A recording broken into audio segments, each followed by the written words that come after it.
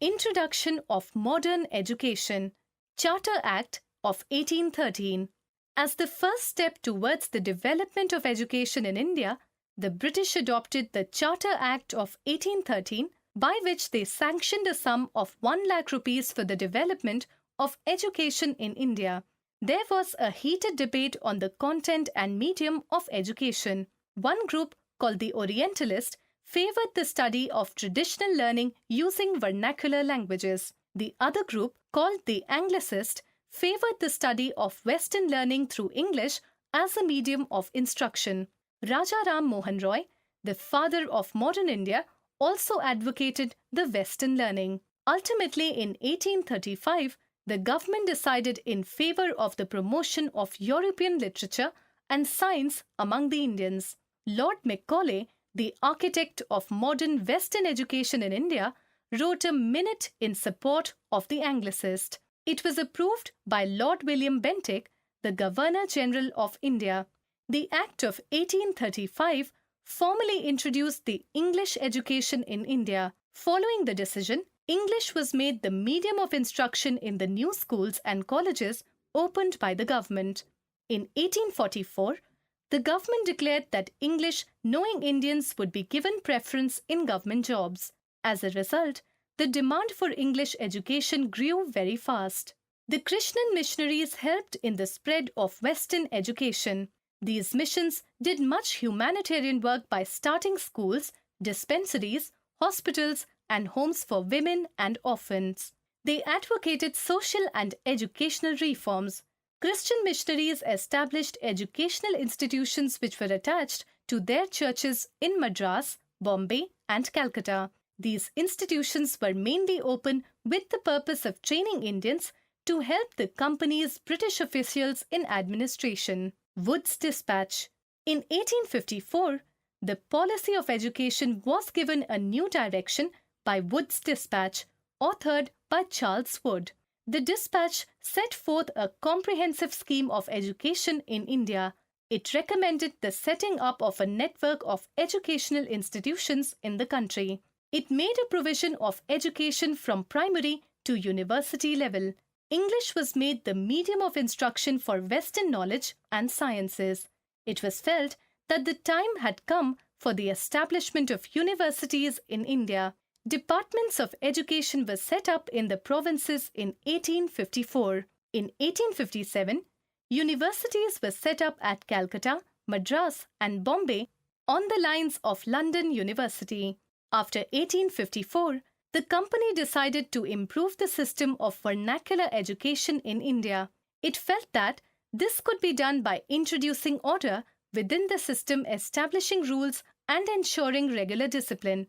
It appointed a number of government pundits, each in charge of looking after 4 to 5 schools. The task of the pandit was to visit pathshalas and try to improve the standard of teaching. Each guru was asked to submit periodic reports and take classes according to regular timetable. Teaching was now to be based on textbooks, and learning was to be tested through a system of annual examination. Students were asked to pay a regular fee, attend regular classes, sit on fixed seats, and obey the new rules of discipline. The new system was quite different from the earlier ones. The aims of education had to match the needs of the colonial empire. In the earlier system, the salary of the teachers were paid by the community they served. Now, they became government servants. Earlier, the teachers selected the texts to teach according to the needs of the community. Under the colonial system, the teachers had no say in the curriculum. Passing the examination conducted not by the teacher but by the government became the main goal. Teachers often felt intimidated by visiting school inspectors. From the beginning, the parents who sent their children to English schools believed that there would be a conflict between them and their children. They often blamed the educational system for their child's behavior. Many people started believing that this education was not good for one's character. British educated Indians grew up learning about Pythagoras, Galileo, and Newton without ever learning about Aryabhatta, Bhaskar, and Panini. many felt embarrassed in acknowledging Indian contribution in the field of arts and literature.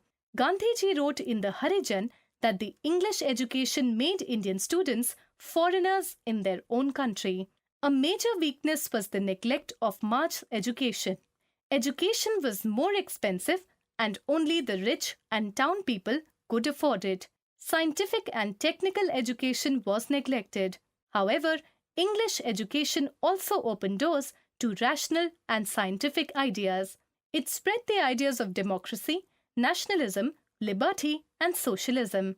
Education was not confined to any one caste or group. English became a medium for conversation between people of different regions, especially during the freedom struggle, though a very small percentage understood English. Hunter Commission. In 1882, Hunter Commission was appointed by Lord Ripon, which made several recommendations for cause of education. Higher education progressed at great speed during the next few decades. Lord Curzon appointed Raleigh Commission to look into the condition and prospects of universities established in India. It submitted its report in 1902. Its recommendations were embodied in the University Act of 1904.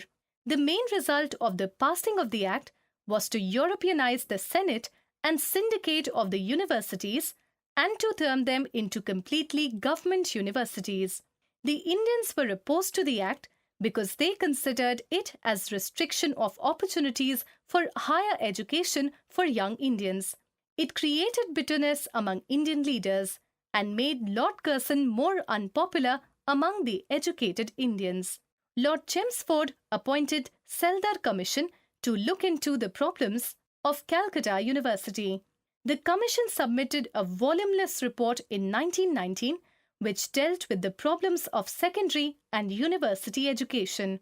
It provided for special attention to be paid to the education of women. The medium of instruction up to high school was to be vernacular and for later stages was to be English. The Dhaka and Lucknow universities were started in 1921 and Delhi University in 1922.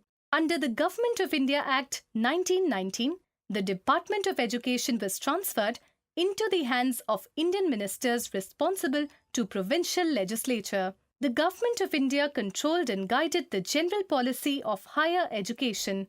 Under the Government of India Act of 1935, entire university education was placed under the control of the provincial government.